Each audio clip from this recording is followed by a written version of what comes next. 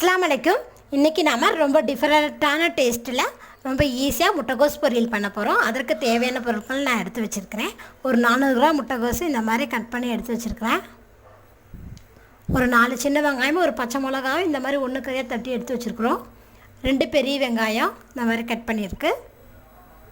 கொஞ்சம் கறி லீவ்ஸ், 2 வரமிளகா, இதோட கொஞ்சம் தேங்காய் துருவல், 1 ஸ்பூன் கடலைப்பருப்பு. வாங்க முட்டைகோஸ் பொரியல் எப்படி பண்ணலான்னு பார்க்கலாம்.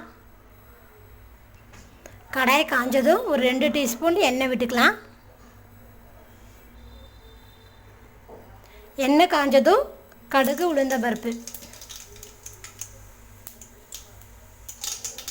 கடுகு பொரிஞ்சதும் நம்ம தட்டி வச்சுருக்கிற சின்ன வெங்காயமும் ஒரு பச்சை மிளகாயும்.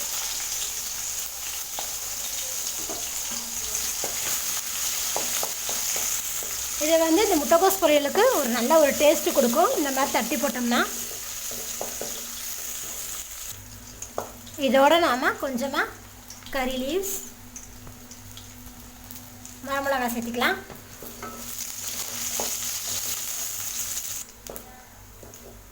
இதோட கட் பண்ணி வச்சுருக்கிற பெரிய வெங்காயம் சேர்த்துக்கலாம்.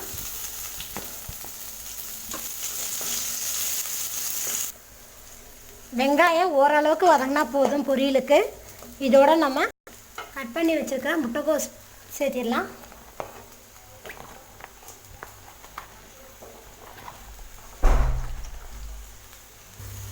முட்டைகோஸை போட்டதுமே நல்லா மிக்ஸ் பண்ணி விட்டுருங்க.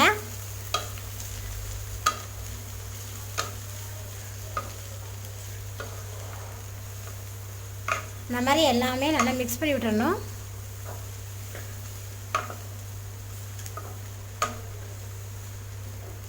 நல்லா மிக்ஸ் பண்ணிட்டோம்.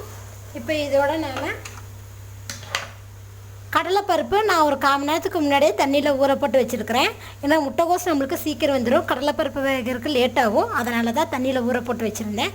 இப்போ இதில் சேர்த்திடலாம்.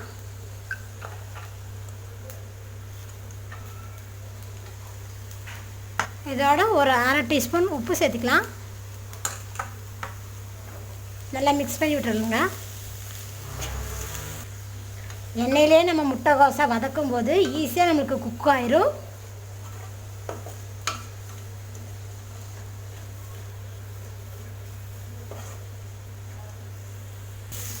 பாருங்கள், நல்லா மிக்ஸ் பண்ணிட்டோம். இப்போது இதில் கொஞ்சமாக தண்ணி ஊற்றிக்கலாம். நான் ஒரு 1 டம்ளர் தண்ணி ஊற்றிருக்கேன் காய் வேகிறதுக்கு.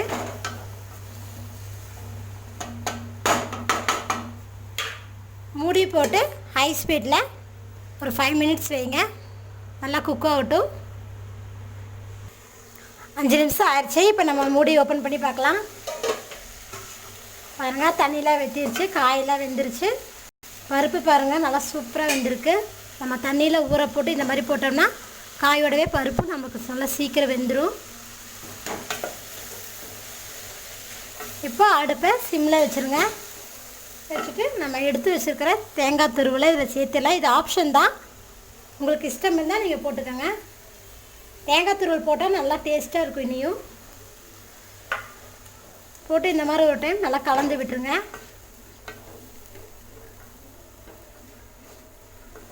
அதனால் சூப்பர் டேஸ்ட்டில் நம்மளுக்கு முட்டைகோஸ் பொரியல் ரெடி ஆயிடுச்சு. ரொம்ப ஈஸியானது, டக்குன்னு வச்சிடலாம்.